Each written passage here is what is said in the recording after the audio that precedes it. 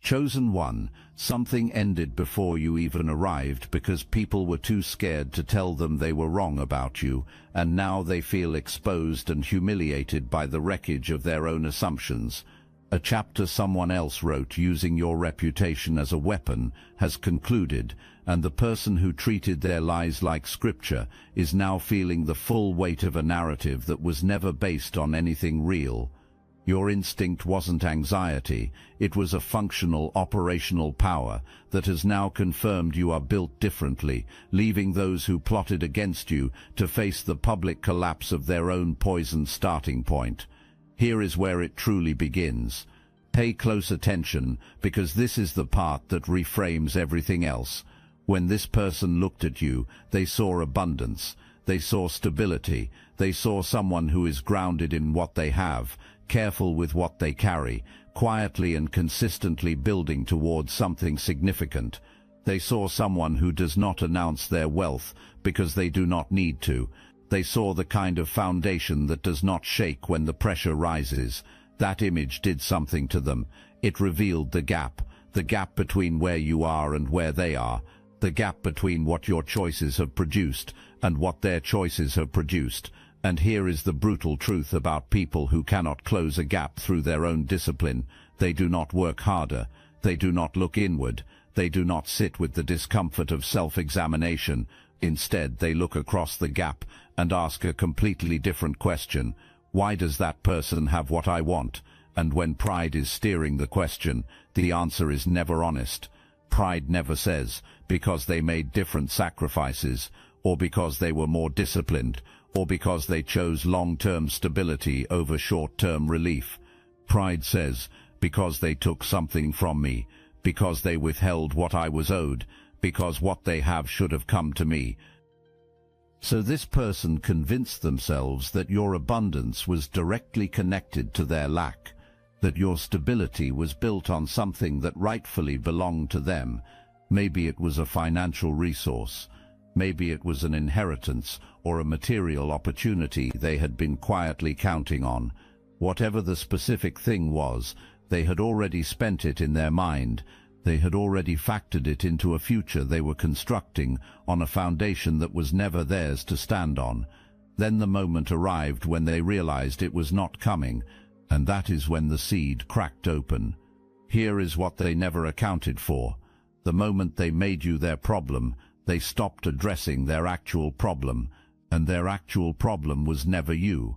It was the accumulation of their own poor decisions, misplaced priorities, and repeated shortcuts that had landed them exactly where they were. Every hour they spent constructing a case against you was an hour they did not spend building anything real for themselves. Every conversation they had about what you were supposedly withholding was a conversation they did not have about what they were actively doing to sabotage their own stability. You were not their problem, you were their excuse. And the difference between a problem and an excuse is enormous, because problems can actually be solved. Excuses only get louder over time. Watch how fast a wrong assumption can become a war. It begins with one conversation. This person, someone you trusted, someone you considered a safe presence in your life, sits down with someone else and says, "I need to tell you what happened." And what follows is their version, not the truth, their version, filtered through the resentment of unmet expectations, sharpened by the bitterness of a plan that collapsed, and delivered with the full conviction of someone who has already reached a verdict without examining a single piece of evidence. The listener nods. Of course they do. This is someone they respect, someone whose certainty has always read as credibility. The first domino falls. Then comes another conversation, and another after that. The version of you they constructed gets repeated in quiet corners of gatherings you were not present to address. Each retelling makes it feel more settled, more factual, more real. This is precisely how lies gain mass, not through grand declarations, but through the slow and steady accumulation of an uncontested narrative. Nobody questions it, because nobody wants to be the one person who questions it. But here is what you need to hold on to. Every single person who heard that version of you and said nothing, Every person who felt something was off, who noticed the pieces did not quite fit, who sensed the account was incomplete, every one of them made a deliberate choice. They chose silence over truth. And that silence, which felt like self-preservation in the moment, is going to become the very thing that dismantles the entire structure from the inside. Remember that. It becomes important later. Before the collapse, though, you need to understand how deliberately this was built. This was not venting. This was not someone processing genuine hurt with a trusted friend. This was a coordinated effort to reshape your reputation in the minds of people who mattered to you. It was designed to build a version of you that would justify what was being planned next. The accusation was constructed before the charge was even formally made. The perception was poisoned before you had any opportunity to speak for yourself. And through all of it, you did not break. Here is what you were doing, while that false version of you was being circulated without your knowledge. You were working. You were showing up for your own life. You were being exactly who you have always been. And that consistency, that uninterrupted authenticity, meant the lie could spread through perception, but could never infect the source. The people closest to the real you carried the antidote without even knowing it existed. A lie that cannot reach its target eventually turns on the person spreading it. That is not a theory. That is exactly what happened here. If this message awakened something within you, hype this video for other chosen ones who need to hear this. Here is where it caught fire. When the campaign did not break you, when you did not hand over what was expected, or collapse under the weight of the accusations circulating about you, something shifted in this person. The objective changed. It stopped being about extracting something from you. It became about defeating you. And those are two entirely different creatures. A person trying to extract something from you will eventually exhaust their strategies and stop. A person trying to defeat you will keep escalating indefinitely, because defeating you is not a thing they can hold or measure. It is a feeling they are chasing, and that particular feeling is never finally satisfied. So the tactics went further, harder, beyond conversation and quiet social pressure into territory that had no legitimate justification. This person needed to be the dominant force. They needed to be the one everyone deferred to, the one whose word was final, the one who could not be refused or challenged. And in their framework, dominance is not built by elevating yourself. It is secured by making sure everyone around you is positioned lower. So the pressure intensified. The accusations sharpened. Another person got pulled into the situation, someone with a different kind of reach but the same kind of appetite, and together these two believed that combined force would eventually produce the compliance they were after. They calculated wrong. But here is the part they missed entirely. While they were coordinating against you, the very act of recruiting others was creating witnesses they never intended to create. The people pulled into the campaign were watching everything. Not just watching you, they were watching the person doing the recruiting. They were noticing the moments when the mask slipped. They were filing away the discrepancies between what was being claimed and what was actually being demonstrated. They were observing the gap between the righteousness being performed and the behavior actually present. Every person brought in to strengthen the campaign became a potential source of its undoing. This person handed their own exposure the keys without realizing they had done it. Look, you already know the attacks weren't random, and if you're paying attention you can feel it. Their walls are closing in. You've also noticed something else. A lot of Chosen One channels on YouTube have gone quiet, videos removed, voices pushed off the platform. The mainstream media is cracking down on us, but we will not give up our voice. So let's talk about what we're doing about it.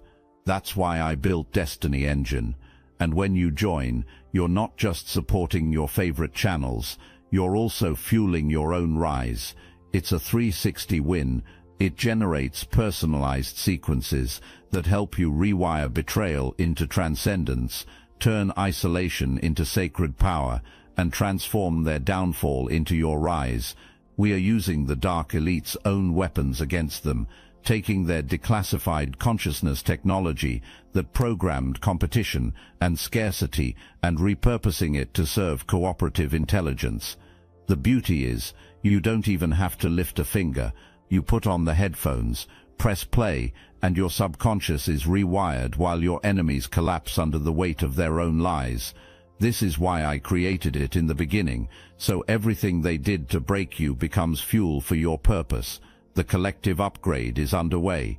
Start your destiny engine for $7 today and watch divine justice accelerate in your life. Link in the description. This is the turn. This is the moment where the architecture of the entire campaign comes apart at its foundation. Driven by absolute certainty, this person decided to confirm what they already believed they knew. They went looking for evidence. They initiated what they were certain would be a straightforward exercise in validation, collecting the proof that would finally, definitively, undeniably establish that everything they had said about you was accurate. What they found was the opposite. The truth they uncovered did not confirm the version of you they had constructed and distributed so confidently. It contradicted it, not around the edges, at the very center. The original assumption, the single belief the entire campaign was built upon, was wrong. Completely, structurally, and foundationally wrong. They had been holding the wrong end of the stick with both hands, walking it into every conversation, repeating it with total confidence to everyone who would listen, and it was wrong. Now, sit with what that actually means. Not just that they were mistaken, but what being mistaken means when you have already gone this far, when you have told this many people with this much certainty, when you have recruited allies, applied sustained pressure, and escalated into territory that cannot be walked back casually, when your entire moral justification for every move you made rested on something that turned out to have no foundation at all. The sensation that arrives in that moment is not humility. Humility requires a kind of openness this person does not possess. What arrives instead is shame, dense, burning, inescapable shame, the kind that replays the worst moments on a continuous loop, the kind that catalogues every single person who was told the false version and calculates, with excruciating precision, how each of those people is now going to reassess everything they were told.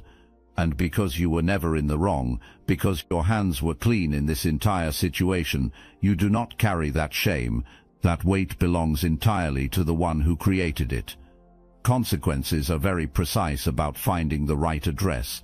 The exposure that follows does not arrive all at once. It seeps. It moves through the same channels the lie used. The same people who absorbed the false version of you are now quietly, privately beginning to hear a different account. And the contrast between those two versions is doing its own work, steadily, without you having to lift a finger or say a single word.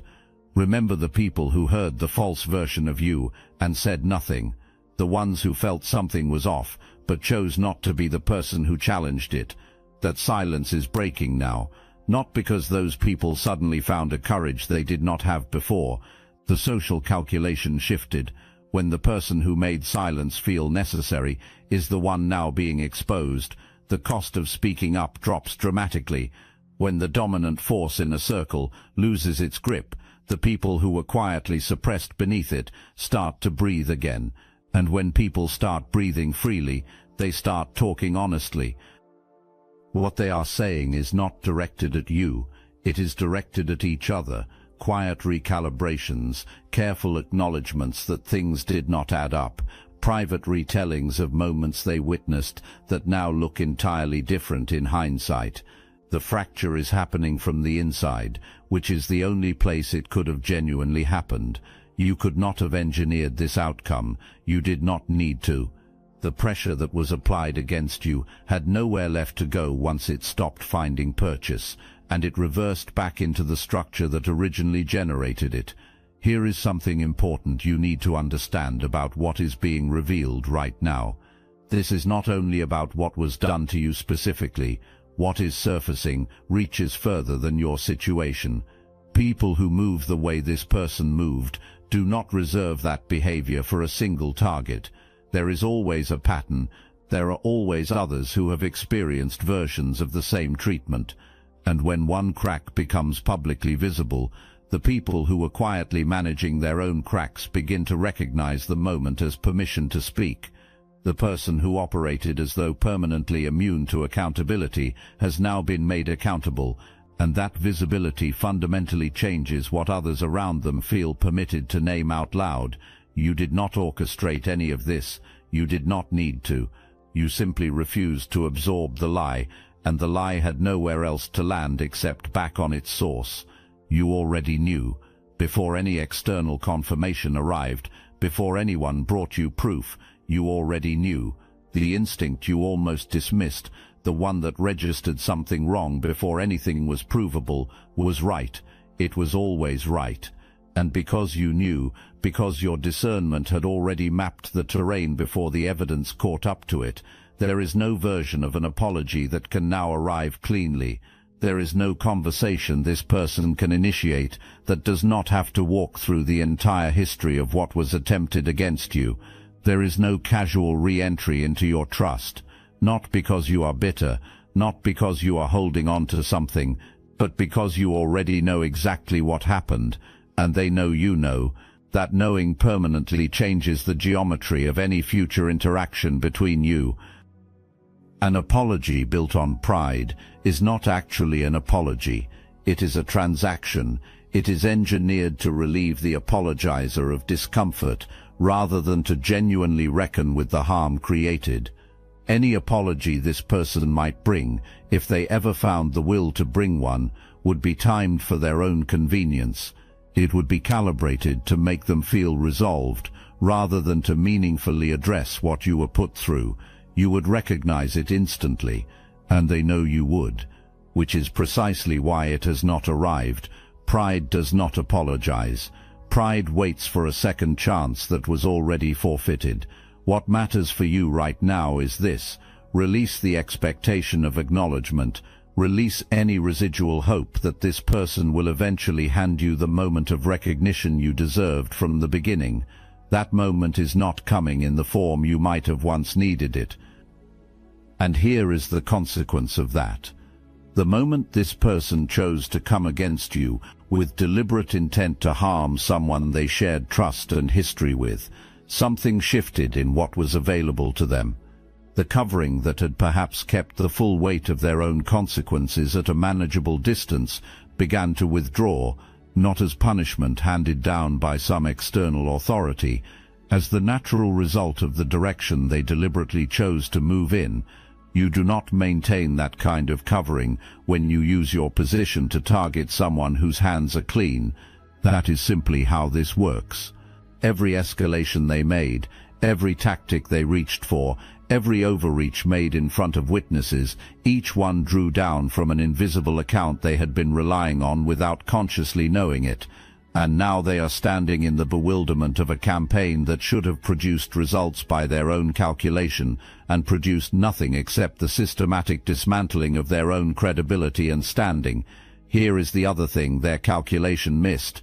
Every time they pushed harder and you did not react in kind, you were not being passive, you were letting them spend.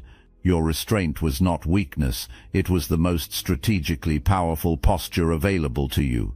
Each overreach they made in the presence of observers was a visible demonstration of who they actually are. Each moment you held your composure while pressure mounted was a visible demonstration of who you actually are. The contrast was always working in your favor, even on the days when it felt like nothing was moving in any direction at all. Let us be very clear about who you are in this. You were targeted, you were lied about. Your name was spoken incorrectly in spaces you were not present to address. All of that is true, and none of it makes you a victim. A victim is defined by what was done to them. You are defined by what you continued to do in spite of what was done to you. You kept building. In the middle of the campaign, in the middle of the pressure and the false narratives and the coordinated effort to shrink you, you kept working. You kept showing up for your own life. You kept moving with the quiet, relentless energy of someone who knows their destination and refuses to mistake disruption for redirection. That is not a soft quality. That is the most difficult quality there is to sustain. Most people, when the attack becomes this specific and this personal, either collapse inward or explode outward. Collapsing inward produces stagnation. Exploding outward hands the other person the ammunition they were trying to create. You did neither. You stayed in forward motion, and forward motion maintained under that kind of pressure is the most concrete demonstration of dominance available to a human being. Here is what that kind of sustained forward motion produces over time. It creates an asymmetry. While the campaign against you was burning through capital, social capital, relational trust, the credibility that makes people follow without question, you were quietly accumulating. You were adding to everything that actually compounds your reputation with the people who observe carefully, your clarity about who genuinely belongs in your world, your demonstrated track record of integrity under pressure. None of that accumulation is loud.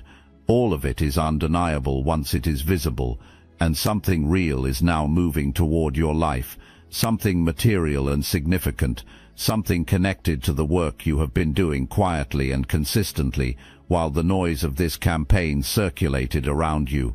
The people who observe from positions that actually matter have been watching you earn it, not through performance, through the demonstration of exactly the qualities required to be trusted with what is coming, the ability to stay grounded in your values when it would have been far easier to abandon them, the discipline to keep building when the building felt thankless, and the integrity to refuse the shortcut of retaliation even when retaliation felt fully justified. The qualities this person resented in you are precisely what selected you for what comes next. What they tried to weaponize against you is what the right people recognized as your most important credential. Nothing in this is accidental. Your rising and their unraveling are not two separate events. They are the same event experienced from two different positions. The same energy that was misdirected against you is now returning to its origin. As it returns, it clears the path in front of you. Every connection that was strained by the false version of you that circulated is now recalibrating toward the real version. Every person who absorbed the lie and is now absorbing the truth becomes a witness to the contrast between what was claimed and what is actually true about who you are. The alliance that formed against you is fracturing. Partnerships built on shared agendas do not survive the collapse of the agenda. Without the common project holding them together, what remains is the shared embarrassment of having been wrong together, and the uncomfortable awareness that each person in that alliance knows enough about the other's intentions to make any parting complicated. That fracture is not your concern to manage. It is consequence completing its circuit exactly as it should. Something else is also surfacing, and you may only catch the edge of it directly. What came to light through your situation reaches further than your situation alone. A pattern of behavior is now visible that was previously obscured by the performance of authority and confidence. The people who witnessed that pattern from the inside, who had their own quiet, unaddressed experiences of being on the receiving end of it, are recognizing this moment as a turning point. The person who operated as though permanently beyond accountability has now been held accountable, and that visibility changes what everyone around them feels permitted to say out loud. You did not design any of this. You did not need to design it. You simply refused to absorb the lie, and the lie had nowhere else to land. Do you remember where this began? One poisoned decision. One person looking at your life and deciding you owed them something they had no legitimate claim to. Every accusation, every escalation, every sleepless night, every act of manufacture entitlement, all of it grew from that single starting point. Here is what that seed actually produced. Not the harvest they imagined, not the outcome they constructed the entire campaign to achieve. It produced a mirror, and what the mirror reflects is everything this person refused to examine in themselves. The entitlement, the willingness to harm someone they claimed to care about in order to take what they wanted, the cowardice dressed up as righteousness, and the small and grasping vision disguised as a legitimate claim. The seed grew, but the fruit belongs entirely to the one who planted it. You never fed that seed. You never gave it anything to grow on. You lived with integrity in your own lane while it grew adjacent to your path, and then you stepped aside and let the harvest find the person responsible for the planting, because that is how it always works. What is sent out eventually returns to the hand that released it, and the specific thing they were pursuing, the resource, the financial advantage, the material opportunity they had already mentally claimed, it was never calibrated for them. It was never going to reach them regardless of how much force was applied. What belongs to you carries a signature that cannot be transferred through pressure, manipulation, or coordinated campaigns. What is meant to land in your life moves toward you the way water finds its level, naturally, without force and without requiring anyone's permission. No campaign could have redirected it. No amount of coordinated pressure could have rerouted what was already moving with your name on it. What is yours was always going to find you, and it is finding you now. We are back at the beginning, except you are not the same person who arrived there. Something ended before you got here. That was the first thing said in this monologue, and it was true. What ended was the false chapter, the one written about you by someone who had wrong information, wrong intentions, and the kind of certainty that only survives when it is never truly examined. That chapter is closed. It did not close because you fought it. It closed because it was constructed on nothing real, and nothing built on nothing real can hold indefinitely. Your chapter is the one that is opening. Here is what most people misunderstand about being chosen. The opposition you face is not an interruption of your path. It is not a detour you have to recover from before your real life resumes. The opposition is part of the process itself. It is the specific and precise pressure that produces the exact version of you required for what comes next. You cannot arrive at the next level carrying the same limitations that existed before. Something has to test those limitations. Something has to put genuine pressure on what you are made of before greater responsibility is placed in your hands. This situation tested everything you had, your patience, your integrity, your ability to remain grounded when the ground was being actively destabilized beneath you, your capacity to hold your composure when every instinct told you that you had every right to retaliate, your willingness to trust a process you could not fully see when the visible evidence around you was designed to make you doubt yourself. You passed, completely, not narrowly, not barely, not by the skin of your teeth, completely. What follows that kind of passing is not a certificate. It is not public recognition or a moment where everyone who doubted you lines up to acknowledge what happened. What follows is access.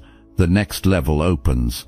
The door that was always present but required this specific, tested, clarified version of you to walk through it. That door is open now, and you are standing in front of it. You know that now. After everything, you know it not because someone handed the knowledge to you, but because you earned it under the most demanding conditions available. That kind of knowing does not leave. It does not fade when circumstances get difficult again. It is the bedrock version of self-knowledge, the kind you can build absolutely anything on. Now consider the full arc of what just unfolded. The poisoned seed in part 1 and the mirror it became. The calculated assumption that launched an entire campaign, and the truth that dismantled it from within. The silence of the people who knew something was wrong, and how that same silence eventually fractured the alliance it was protecting. The two coordinated people, and the fault lines now pulling them apart.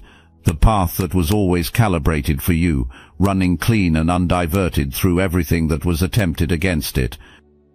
Nothing landed. Nothing redirected what was coming toward you. Not because you are untouchable as a human being, but because what was being targeted, the version of you built from entitlement and false assumptions, does not actually exist. You cannot successfully damage a fiction. Every move passed through the fabricated image and found nothing real behind it to hold on to. The real you kept moving the entire time. What is coming toward you now is moving toward this version of you, the version that walked through fire and came out knowing exactly what it carries, the version whose worth is no longer a question to be answered by external validation, because it was demonstrated in the hardest possible conditions, and the answer is now permanent.